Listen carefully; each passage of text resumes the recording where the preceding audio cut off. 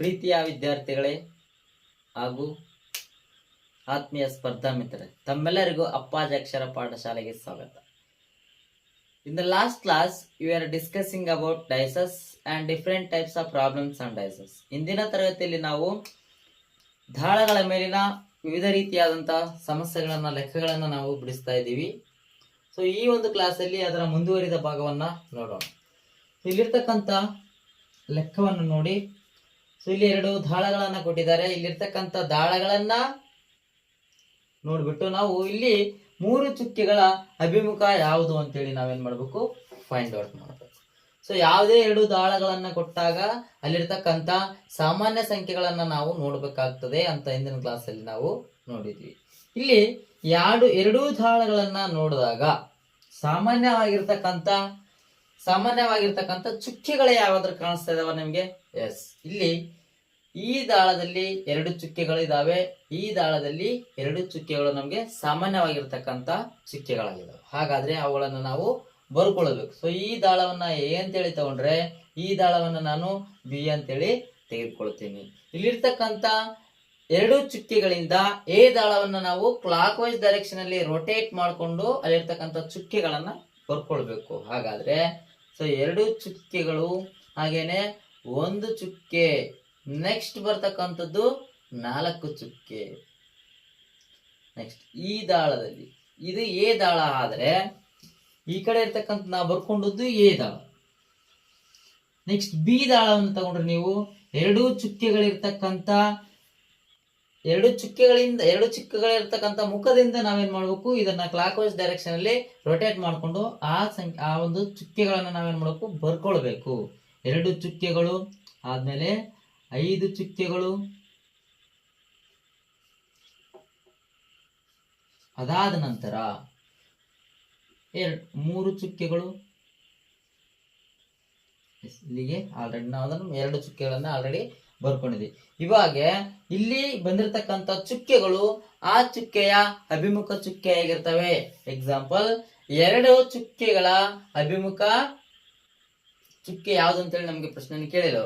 ಅವರು ಪ್ರಶ್ನೆ ಏನ್ ಕೇಳಿದ್ದಾರೆ, 3 ಚುಕ್ಕೆಗಳ ಅಭಿಮುಖ ಚುಕ್ಕೆ ಯಾವ್ದು ಅಂತೇಳಿ ಕೇಳಿದ್ದಾರೆ. ಹಾಗಾದ್ರೆ ಇಲ್ಲಿ 3 ಚುಕ್ಕೆ ಎಲ್ಲಿದೆ ನೋಡ್ರಿ, ಈ 3 ಚುಕ್ಕೆ ಇಲ್ಲಿದೆ. ಹಾಗಾದ್ರೆ 3 ಚುಕ್ಕೆಯ ಅಭಿಮುಖ ಚುಕ್ಕೆ ಯಾವ್ದಾಗುತ್ತಂತಂದ್ರೆ ಇಲ್ಲಿರ್ತಕ್ಕಂಥ 3 ಚುಕ್ಕೆ ಅಭಿಮುಖ ಚುಕ್ಕೆ, ನಾವಿಲ್ಲಿ ಬರ್ಕೊಂಡಿರ್ತಕ್ಕಂಥ 3 ಚುಕ್ಕೆಗೆ ಅಭಿಮುಖ ಚುಕ್ಕೆ ಯಾವ್ದು ಬಂದಿದೆ, ನಮ್ಗೆ ಇಲ್ಲಿ 4 ಚುಕ್ಕೆಗಳು ಬಂದಿದೆ. ಹಾಗಾದ್ರೆ ಇಲ್ಲಿ 3ರ ಅಭಿಮುಖ ಚುಕ್ಕೆ ಏನಾಗಿರುತ್ತೆ ಅಂದ್ರೆ 4 ಆಗಿರುತ್ತೆ. ಹಾಗಾದ್ರೆ ಆಪ್ಷನ್ ನೋಡ್ರಿ, ಎ ಏನಿದೆ 1 ಇದೆ, ಆಗಲ್ಲ. ಬಿ ಏನಿದೆ 3 ಇದೆ, ಇದು ಕೂಡ ಆಗಲ್ಲ. ಸಿ ಏನಿದೆ 4 ಇದೆ. ಹಾಗಾದ್ರೆ ನಮ್ಗೆ 4 ಉತ್ತರ ಬಂದಿದೆ. ಹಾಗಾದ್ರೆ ಇದು ಸರಿಯಾದಂತ ಉತ್ತರ ಸಿ ಆಗಿದೆ. ಸೊ ಈ ಪ್ರಶ್ನೆ NMMS 2024ರಲ್ಲಿ ಕೇಳಿರ್ತಕ್ಕಂಥ ಪ್ರಶ್ನೆ ಆಗಿದೆ. NMMS ಮ್ಯಾಟ್ ಪತ್ರಿಕೆಯಲ್ಲಿ 2024ರಲ್ಲಿ ಕೇಳಿರ್ತಕ್ಕಂಥ ಪ್ರಶ್ನೆ ಇದು. ಸೊ ಈ ರೀತಿಯಾಗಿ ಕೊಟ್ಟಿರ್ತಕ್ಕಂಥ ಸಮಸ್ಯೆಗಳಿಗೆ ಉತ್ತರವನ್ನ ಕಂಡುಹಿಡಿಯಿರಿ. ಅದೇ ರೀತಿಯಾಗಿ ಇನ್ನಿತರೆ ವಿಧವಾದ ಡಿಫ್ರೆಂಟ್ ಟೈಪ್ಸ್ ಆಫ್ ಪ್ರಾಬ್ಲಮ್ಸ್ ಗಳನ್ನ ಕೊಟ್ಟಿರ್ತಾರೆ. ಈಗ ನಾವು 2 ದಾಳಗಳನ್ನ ಕೊಟ್ಟಾಗ ಯಾವ ರೀತಿಯಾಗಿ ಮಾಡ್ಬೇಕಂತೇಳಿ ನೋಡಿದ್ವಿ. ಅದೇ ರೀತಿಯಾಗಿ 3 ದಾಳಗಳನ್ನ ಕೊಡಬಹುದು, 4 ದಾಳಗಳನ್ನ ಕೊಡಬಹುದು. ನಾವು ಇವಾಗ 3 ದಾಳಗಳನ್ನು ಕೊಟ್ಟಾಗ ಯಾವ ರೀತಿಯಾಗಿ ಮಾಡ್ಬೇಕನ್ನೋದನ್ನ ನೋಡೋಣ. ಇಲ್ಲಿ ಸೊ 3 ದಾಳಗಳನ್ನ ಕೊಟ್ಟಾಗ ನಾವು ಯಾವ ರೀತಿಯಾಗಿ ಲೆಕ್ಕವನ್ನ ಮಾಡ್ಬೇಕನ್ನೋದನ್ನ ನೋಡೋಣ. ಇಲ್ಲಿ 3 ದಾಳಗಳನ್ನ ಕೊಟ್ಟಾಗಲೂ ಕೂಡ ನಾವು ಅಲ್ಲಿ ಯಾವ್ದಾದ್ರು ಅಕ್ಷರ ಸಾಮಾನ್ಯವಾಗಿದೆನಾ ಅಂತಕ್ಕಂಥದ್ದನ್ನ ನೋಡ್ಕೊಳ್ಬೇಕು. ಇಲ್ಲಿ ಪ್ರಶ್ನೆ ಏನ್ ಕೇಳಿದ್ದಾರೆ, ಇಲ್ಲಿ ಎ ಅಕ್ಷರದ ಅಭಿಮುಖ ಯಾವ್ದು ಅಂತೇಳಿ ಪ್ರಶ್ನೆ ಕೇಳಿದ್ದಾರೆ. ಇಲ್ಲಿ ಎ ಅಕ್ಷರದ ಅಭಿಮುಖ ಯಾವ್ದು ಅಂತೇಳಿ ನಮಗೆ ಪ್ರಶ್ನೆಯನ್ನ ಕೇಳಿದ್ದಾರೆ. ನಾವು ಈ 3 ದಾಳಗಳಲ್ಲಿ ಏನಾದ್ರೂ ಸಾಮಾನ್ಯವಾಗಿರ್ತಕ್ಕಂಥ ಒಂದು ಅಕ್ಷರ ಇದ್ರೆ ಅದನ್ನು ನಾವು ತೆಗೆದುಕೊಳ್ಬೇಕು. ಇಲ್ಲಿ ನೋಡಿ, ಮೊದಲ ಎ ದಾಳದಲ್ಲಿ ಕೆ ಸಾಮಾನ್ಯವಾಗಿದೆ, 2ನೇ ದಾಳದಲ್ಲಿ ಕೂಡ ಕೆ ಸಾಮಾನ್ಯವಾಗಿದೆ, 3ನೇ ದಾಳದಲ್ಲಿ ಕೆ ಸಾಮಾನ್ಯವಾಗಿ ಇಲ್ಲ. 3 ದಾಳಗಳು ಕೊಟ್ಟರೂ ಸಹಿತ ನಾವು 2 ದಾಳಗಳನ್ನ ಕನ್ಸಿಡರ್ ಮಾಡಬೇಕಾಗ್ತದೆ. ಸೊ ನಾ ಏನ್ ಮಾಡ್ತೀನಿ ಅಂತಂದ್ರೆ ಎ ಮತ್ತೆ ಬಿ ದಾಳಗಳನ್ನ ಕನ್ಸಿಡರ್ ಮಾಡ್ತೀನಿ. ಇಲ್ಲಿ ಸಾಮಾನ್ಯವಾಗಿರ್ತಕ್ಕಂಥದ್ದೇನು, ಇಲ್ಲಿ ಕೆ ಅಕ್ಷರ ಇದೆ, ಇಲ್ಲಿ ಕೂಡ ಕೆ ಅಕ್ಷರ ಇದೆ. ಅದನ್ನ ನಾನು ಕ್ಲಾಕ್ ವೈಸ್ ಡೈರೆಕ್ಷನ್ ಅಲ್ಲಿ ರೊಟೇಟ್ ಮಾಡಿಕೊಂಡು ಬರ್ಕೊಳ್ತಾ ಇದ್ದೀನಿ. ಎ ದಾಳದಲ್ಲಿ ಕೆ, ಬಿ ಮತ್ತೆ ಎ ಸಾಮಾನ್ಯವಾಗಿ ಎ ಅಕ್ಷರಗಳಿದ್ದಾವೆ. ಹಾಗೇನೆ ಬಿ ದಾಳದಲ್ಲಿ ಸಾಮಾನ್ಯವಾಗಿರ್ತಕ್ಕಂಥದ್ದು ಯಾವುದು? ಕೆ. ಈ ಕೆ ಇಂದ ನಾವು ಕ್ಲಾಕ್ ವೈಸ್ ಡೈರೆಕ್ಷನ್ ರೊಟೇಟ್ ಮಾಡಬೇಕು. ಕೆ ಅನ್ನ ಬರ್ಕೊಳ್ತಾ ಇದ್ದೀನಿ ನಾನು. ನೆಕ್ಸ್ಟ್ ಎಂ, ನೆಕ್ಸ್ಟ್ ಎಚ್ ಅನ್ನ ಬರ್ಕೊಳ್ತೀನಿ. ಹಾಗಾದ್ರೆ ಇಲ್ಲಿ ನಮ್ಗೆ ಎ ಅಕ್ಷರದ ಅಭಿಮುಖ ಯಾವ ಅಕ್ಷರ ಬಂದಿದೆ ಅಂತ ನೋಡೋದಾದ್ರೆ ಎ ಅಕ್ಷರದ ಅಭಿಮುಖ ಎಚ್ ಆಗ್ತದೆ. ಹಾಗಾದ್ರೆ ನಮ್ಗೆ ಇಲ್ಲಿ ಎ ಅಕ್ಷರದ ಅಭಿಮುಖ ಯಾವುದು? ಎಚ್ ಅಕ್ಷರ ಆಗ್ತದೆ. ಸರ್, ಇವೆರಡೇ ದಾಳಗಳನ್ನ ಯಾಕೆ ಕನ್ಸಿಡರ್ ಮಾಡ್ಕೊಂಡ್ರೆ ನೀವು ಈ ದಾಳಗಳನ್ನ ಕನ್ಸಿಡರ್ ಮಾಡ್ಕೊಳ್ಬಹುದಲ್ಲ ಅಂತ ಪ್ರಶ್ನೆ ಬಂದ್ರೆ, ಸೊ ನೀವು ಯಾವ ದಾಳಗಳನ್ನ ಬೇಕಾದ್ರೂ ತೆಗೆದುಕೊಳ್ಬಹುದು. ಅಲ್ಲಿ ನಮ್ಗೆ ಏನಾಗಿರ್ಬೇಕು? ಸಾಮಾನ್ಯವಾಗಿರ್ತಕ್ಕಂಥ ಒಂದು ಅಕ್ಷರವನ್ನ ನಾವು ಮೊದಲು ಫೈಂಡ್ ಔಟ್ ಮಾಡಬೇಕು. ಎಕ್ಸಾಂಪಲ್, ಈ ದಾಳದಲ್ಲಿ ಏನಿದೆ? ಬಿ ಇದೆ. ಈ ದಾಳದಲ್ಲಿ ಕೂಡ ಬಿ ಇದೆ. ಹಾಗಾಗಿ ಇದನ್ನ ಕ್ಲಾಕ್ ವೈಸ್ ಡೈರೆಕ್ಷನ್ ರೊಟೇಟ್ ಮಾಡ್ಕೊಂಡು ಬರ್ಕೊಂಡ್ರೆ ಏನಾಗ್ತದೆ? ಬಿ ಎ ಕೆ ಆಗ್ತದೆ ದಾಳ ಎ ನಲ್ಲಿ. ದಾಳ ಸಿ ನಲ್ಲಿ ಏನಾಗ್ತಂದ್ರೆ ಬಿ ಎಚ್ ಪಿ ಆಗ್ತದೆ. ಹಾಗಾದ್ರೆ ನಮಗೆ ಎನ ಅಭಿಮುಖ ಯಾವ್ದು ಬಂತು? ಇಲ್ಲಿ ಕೂಡ ಎಚ್ ಬರ್ತದೆ, ಇಲ್ಲಿ ಕೂಡ ಸೇಮ್ ಬರ್ತದೆ, ಅಲ್ಲಿ ಕೂಡ ಸೇಮ್ ಬರ್ತದೆ. ನಮ್ಗೆ ಒಟ್ಟಿನಲ್ಲಿ ಸಾಮಾನ್ಯವಾಗಿರ್ತಕ್ಕಂಥ ಒಂದು ಅಕ್ಷರದಿಂದ ನಾವೇನ್ ಮಾಡ್ಬೇಕು? ಅದನ್ನ ಕ್ಲಾಕ್ ವೈಸ್ ಡೈರೆಕ್ಷನ್ ರೊಟೇಟ್ ಮಾಡ್ಕೊಂಡು ಅದರ ಉತ್ತರವನ್ನ ನಾವು ಬರಿಬೇಕು. ಹಾಗಾದ್ರೆ ಇಲ್ಲಿ ಕೂಡ ಎ ಅಕ್ಷರದ ಅಭಿಮುಖ ಯಾವುದು? ಎಚ್. ಸೊ ಇದೇ ರೀತಿಯಾಗಿರ್ತಕ್ಕಂಥ ಲೆಕ್ಕಗಳನ್ನ ಕೊಟ್ಟಾಗ ಎಲ್ಲಾ ಸಮಸ್ಯೆಗಳನ್ನ ಇದೇ ಒಂದು ರೂಲ್ ಅನ್ನ ಫಾಲೋ ಮಾಡಿ ನೀವು ಮಾಡಬಹುದು. ಹಾಗಾದ್ರೆ ಸೊ ಇನ್ನೊಂದು ವಿಧವಾದಂತಹ ದಳಗಳ ಮೇಲಿನ ಪ್ರಶ್ನೆಯನ್ನು ಕೇಳ್ತಾರೆ. ಯಾವ ರೀತಿಯಾಗಿ ಅಂತಂದ್ರೆ, ಎರಡೂ ಮುಖಗಳು ಸಾಮಾನ್ಯವಾಗಿದ್ದಾಗ, ನಾವು ಒಂದೇ ಮುಖ ಸಾಮಾನ್ಯವಾಗಿದ್ದಾಗ ನೋಡಿದೀವಿ. ಇವಾಗ ಎರಡೂ ಮುಖಗಳು ಸಾಮಾನ್ಯವಾಗಿದ್ದಾಗ ಯಾವ ರೀತಿಯಾಗಿ ಲೆಕ್ಕವನ್ನ ಮಾಡ್ಬೇಕು ಅನ್ನೋದನ್ನ ನೋಡೋಣ. ನಮಗೆ ಎರಡು ದಾಳಗಳನ್ನ ಕೊಟ್ಟಾಗ ಅಥವಾ ಮೂರು ದಾಳಗಳ ಮುಖಗಳನ್ನ ಕೊಟ್ಟಾಗ ಒಂದೇ ಸಂಖ್ಯೆ ಸಾಮಾನ್ಯವಾಗಿರೋದ್ರ ಬದಲು ಎರಡೂ ಸಂಖ್ಯೆಗಳು ಸಾಮಾನ್ಯವಾಗಿದ್ರೆ ಯಾವ ರೀತಿಯಾಗಿ ನಾವು ಉತ್ತರವನ್ನ ಕಂಡುಕೊಳ್ಬೇಕು ಅನ್ನೋದನ್ನ ನೋಡೋದಾದ್ರೆ, ಸೊ ಇಲ್ಲಿ ಈ ಪ್ರಶ್ನೆಯಲ್ಲಿ ನಮ್ಗೆ ಎರಡು ದಾಳಗಳ ಮುಖಗಳನ್ನ ಕೊಟ್ಟಿದ್ದಾರೆ, ಎರಡು ದಾಳಗಳ ಸ್ಥಿತಿಗಳನ್ನ. ಅಲ್ಲಿ ಕೊಟ್ಟಿರ್ತಕ್ಕಂಥ ಸ್ಥಿತಿಗಳಲ್ಲಿ ನಮ್ಗೆ ಪ್ರಶ್ನೆಯನ್ನ ಕೇಳಿದರೆ 4ರ ಅಭಿಮುಖ ಏನು ಅಂತೇಳಿ ಪ್ರಶ್ನೆಯನ್ನ ಕೇಳಿದ್ದಾರೆ.